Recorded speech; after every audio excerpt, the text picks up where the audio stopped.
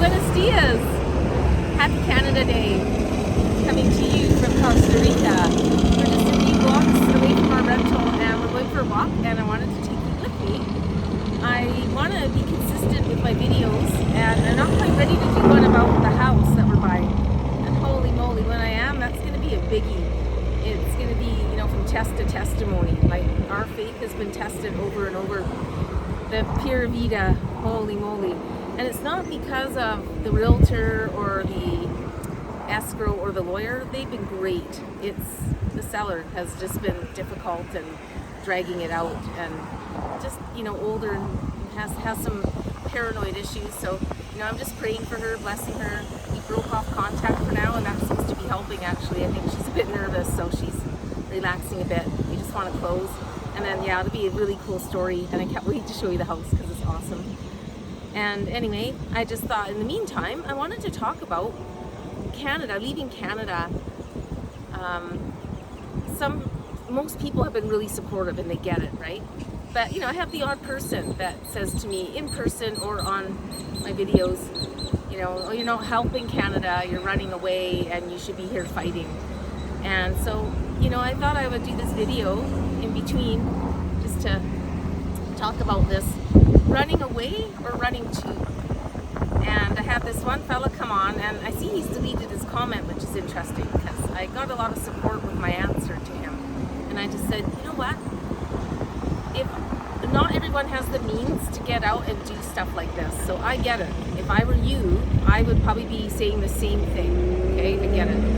But I look at it in a different way as well, that we're getting older. Like, we're heading to Act 3, I call it, right? Turning 60. And the healthcare back home is going down.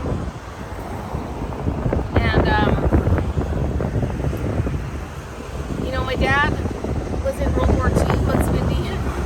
Get a head on my face. My dad was in World War II. My mom's mother died on Normandy Beach, July of 44. Never made it home. And I have been fighting, like, for 6 years.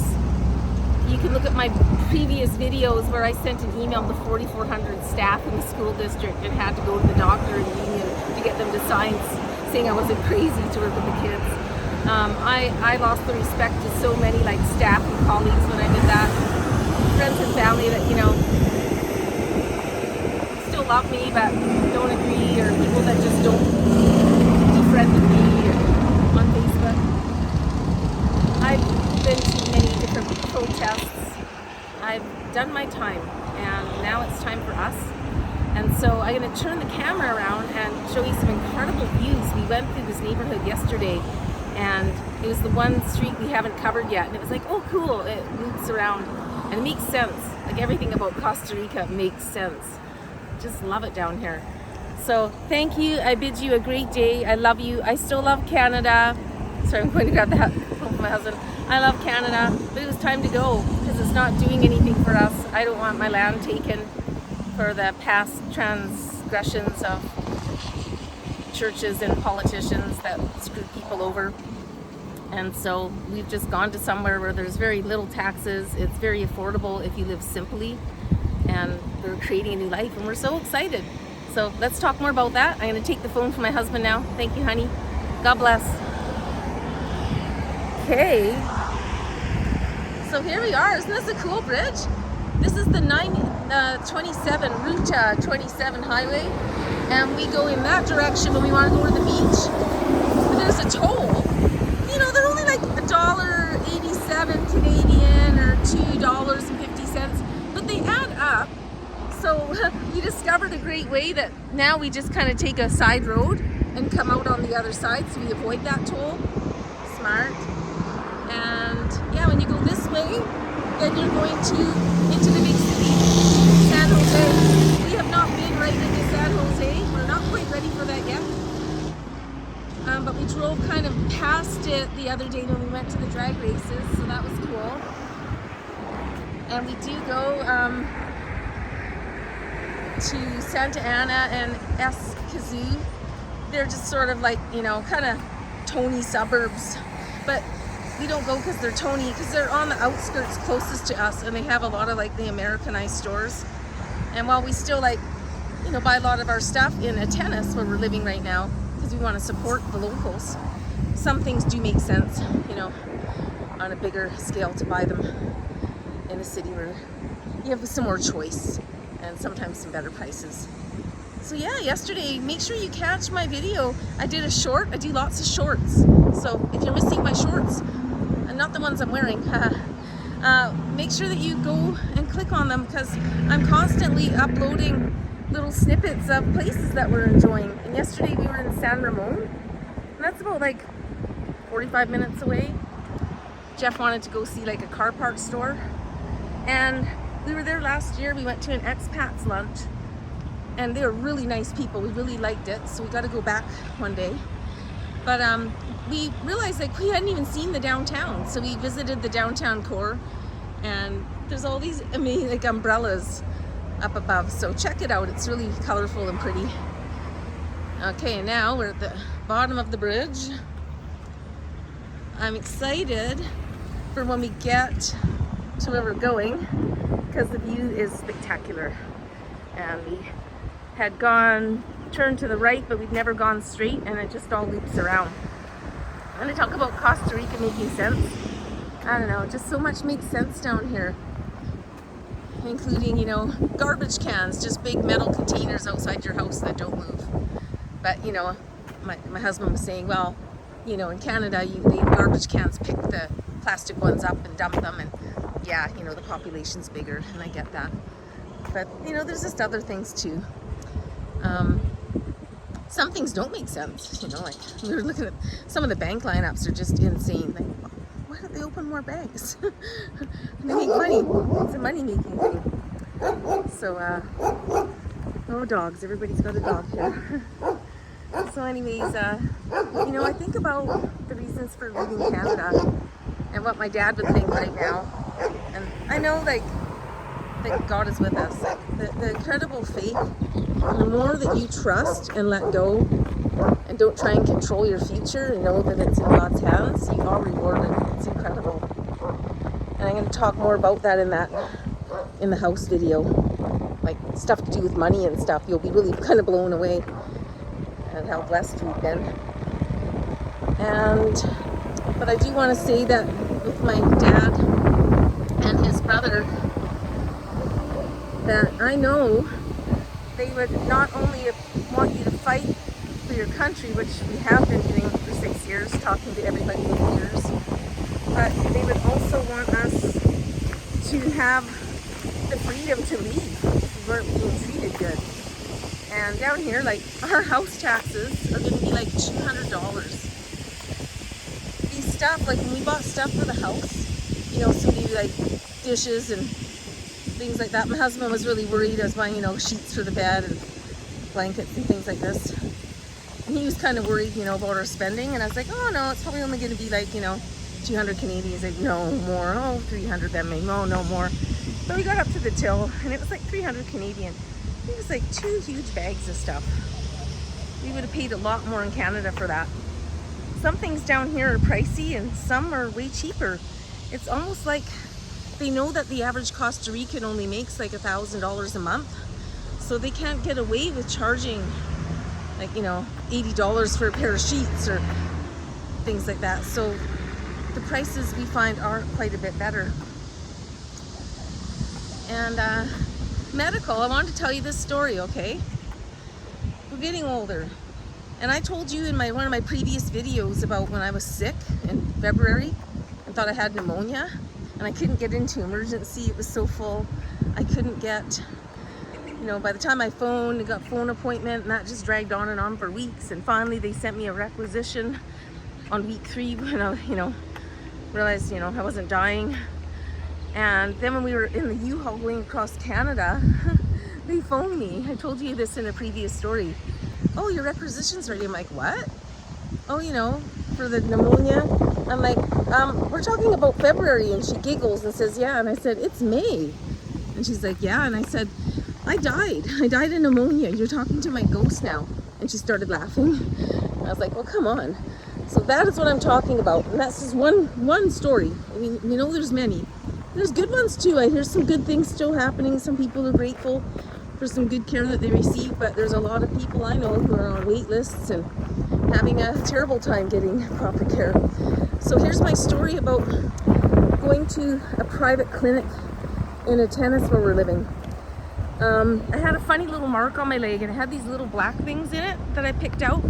It's kind of creepy, but you know, I cleaned it out with polysporin and afterbite. And the seller of our house was telling me about these bugs that live in bamboo, and we have bamboo over our bed, like a big inset. It's really pretty. But she said there are bugs that will live in there and they're quite dangerous because if they bite you, it can cause heart problems later in life. That's pretty. So I still wasn't, you know, concerned, and she sent me some information on it and I started to read it. And what alarmed me was two things. The bug, when it bites you, will defecate in the bite. And I went, oh my God, what were those three little black things that I picked out? And the symptoms are swollen lymph nodes, fever, and fatigue. And the day before, Jeff and I were in Escazú getting some things for the house. And that's exactly what happened. We were out and I went, geez, I don't feel so good. My lymph nodes were swollen. I felt feverish and I felt really tired. And it was market day and I love going to the market, but I went home and went to bed and lied down. You know, and I felt better later and did go to the market. Met a new friend and her husband's really cool. He's a car guy and Jeff really liked him. We're making all kinds of nice friends down here. So anyways, so I wanted to go to the doctor. And Jeff was kind of rolling his eyes at me. And I was like, you know what? It's just like believing in Jesus, right? I'd rather believe and be wrong than not believe and be wrong. And the same with this medical. So off I go. We're downtown and I'm phoning around. And I find this one clinic and they speak English. And it's 4:05. And she's like, I have someone with us now, but can you come at 4:30? I'm like, yeah, totally. And it's on a Friday as well, okay? So 4:30, I walk in. They see me right away. They are so kind. They're so lovely. They take my blood pressure, ask me all kinds of questions. And then she assures me, you know, this bug actually doesn't live in Costa Rica. It's not very common. And even if you got bit, the chances of getting that heart condition are, you know, 20-30%. And it's very likely that, you know, because, you know, we talked about where we live in a jungle area. You know, you probably got scratched by a plant. And I was like, okay. So she's like, we can still take your blood if that makes you feel better. And I'm like, yeah, let's do it. So she sees me, she gives me a requisition. I go over to get my blood sample taken. There's no lineup. I just walk right in, hand it to her. She pulls me in a room, gives me a nice little needle. Everybody's got chickens here. Hi, chickens. And she pulls me in a little room, gives me a nice small needle. Sorry, I had a bug on my arm. And we get home to the apartment. We're like 7 minutes from town. We walked into the apartment at 5:15. So in 45 minutes, I saw the doctor, had my blood taken, paid, and it was about 210 Canadian that came to. And by 7:30 that night, I get a WhatsApp message saying my blood test has come back normal and to have a good weekend. Can you freaking believe that? That is what the system is like down here. And I said to my husband, I'm really glad we actually paid that. Like, because it was really nice to have a glimpse into the system, how awesome it is. I don't think the public is quite like that. And once you get your permanent residency, you have to, hi puppy, you have to pay into Caja, but it's based on your earnings, and our earnings are nothing right now. We have nothing. And by the time we have our pensions, hello puppy, another beautiful one, it's okay. And this is cool, this is this old train station. And last time we were here, there was a cat and all its kittens, and they're jumping about. Let's go. So 38 kilometers to San Jose and 78 to Punta Arenas. That's kind of a fishing area. So that's cool, eh? I don't see the kitties today. I see the roosters. I was hoping to show you the kitties. Yeah, this is cool. So yeah, it's just nice looking at these houses. It's just humble down here. People are so friendly. Like, it's just a really beautiful country. And anyways, sorry I got distracted now. Yeah, the healthcare. So I was really happy to have a glimpse into that. Though we were at a party on Saturday. These expats who had us for coffee last year, they're really nice. They're Canadian. And they've lived here, you know, about 7-8 years now. So they shared their experience, and we got to meet other expats sharing their experiences. And one lady told me that the downside to the private healthcare here is that more doctors are leaving Kaha and working for private. So Kaha's having trouble finding more doctors. But hey, that's the same as Canada, right? There's a lot of doctors leaving because of that bill that they passed. I can't remember the name of that bill in BC, which is total authoritarian. Like if doctors speak out against anything, they can fine them like $200,000 and take their doctor's license away. And so, you know, people need to understand too that the mainstream media is not talking about that. There's a lot of doctors leaving Canada. They expect down here in Costa Rica that there'll be over 1 million expats in the next decade needing healthcare. So, you know, there's no guarantees, but you know, our philosophy on coming down here was they're not part of Agenda 2030. They're doing a great job, like locking up gangbangers, keeping bad people out of Costa Rica. It's not very easy to get your residency. There's certain countries that are really blocked. I mean, if they come here, they can only come for a short visit. I won't say those out loud, but they seem to be the ones that cause trouble. Costa Rica doesn't want them. Costa Rica has said they're peacefully resisting the elites. There's just a lot of bonuses. They're building up the fishing industry. People are thriving and working. Like even yesterday in San Ramon, you know, we're in the beautiful big Central Park, and it's all about family. Everyone's with their families and with each other. And you know, there's no homelessness. You see I saw one guy laying on the sidewalk asleep, and he could have been sleeping it off because there was a pub across from where we were. But you just don't see that much. And people are working, they're thriving. And we can't come down and take jobs away from them. Like pretty much you have to be a permanent resident to get a job here. And even then, they're very likely only going to hire you if you're local. And that's the way it should be. So, you know, we're conscious about gentrification. We want to give back. You know, for example, like buying our house. There's a gardener that works next door on her rental, and we'll definitely hire him to help us out. This is kind of cool. What do you think this is, Jeff? What kind of industry? Grain. Okay, there's a grain industry. Walmart owns it. Okay. So that's cool. Everybody's working and happy. Buenos dias. And sorry, I lost my train of thought. Some people, and I just didn't want them to think I'm filming them and being weird. See up there, that's kind of the fancy neighborhood, Roca Verde. Yeah, that's what I'm talking about, like gentrification, give back.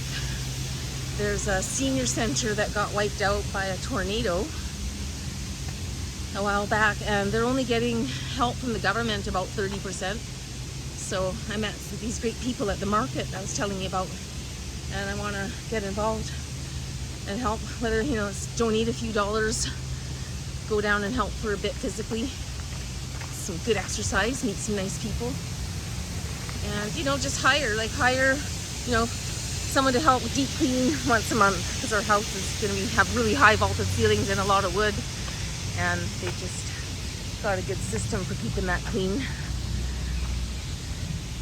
And I'm trying to think now, what else could I tell you? Running to, not running away. Oh, that's what I wanted to say. I may have said this in my other video, but I'm going to say it again. When we drove through Thunder Bay on our journey across Canada in the U-Haul, because we were going to take stuff to our daughter in Toronto and then fly direct to Costa Rica. When I had lunch with my cousins, who I'd never met, of course I met their mom many times, my mom's sister, because she would, you know, come out to Nanaimo all the time and visit. But I had met them. They were awesome. And my cousin Linda was saying to me about people giving me a hard time for leaving. She said, you only have one life to live. It's your life. I said, yeah, I know, and we get that. And, you know, we don't care what people think. We're just gonna focus on, you know, we can keep in touch with texting and phoning and WhatsApp and, I'd say Facebook, but I just had my account killed, so I just lost 900 friends. So if you were one of them, type in Kathleen Seriani Bowl and find me, because I fell for a scam on Messenger where I clicked on this thing that was saying that I was reported for something and had to appeal, and I only had 24 hours. And it looks so real. And I kind of had an issue with someone on a site down here, and I was kind of suggesting they shouldn't bring all their ideology down here. So I thought that maybe they were being spiteful and, you know, put a mark on me. So I fell for it, and yeah, luckily I didn't give up my ID, and luckily I have an iPhone, so they couldn't hack it. But I lost all my 900 and something friends, and I'm gonna write to Facebook. The AI assistant gave me the address. That's all I can do, so try and find me. But anyways, my cousin says to me that she goes, my son moved to Australia when he was, you know, growing up, and all her friends were like, oh no, he's moving, like, aren't you sad, aren't you upset? And she was like, no, it's his life. I had my life. I did what I wanted with my life. This is his life to live. And so it was great. It was just, we already knew that, but sometimes it's just so reassuring when you talk to people who get it. Not everybody's gonna get it.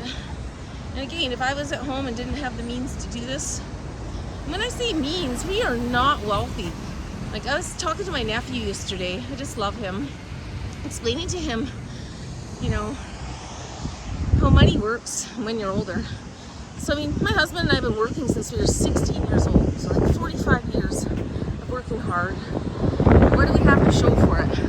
You know, the equity from our house that we sold, which is buying us really a low value property in comparison to what things go for down here, like 300 and something thousand Canadian.